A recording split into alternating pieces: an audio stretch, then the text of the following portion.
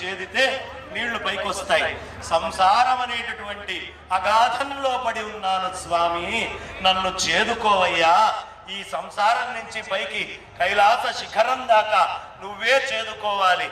చేదుకో మల్లన్న. ఏమిటి ఆయన చేదుకుంటే? మనల్ని ఆదుకున్నవాడవుతాడు.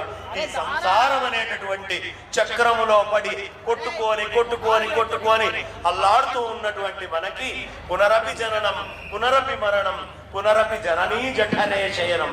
అలా పుట్టి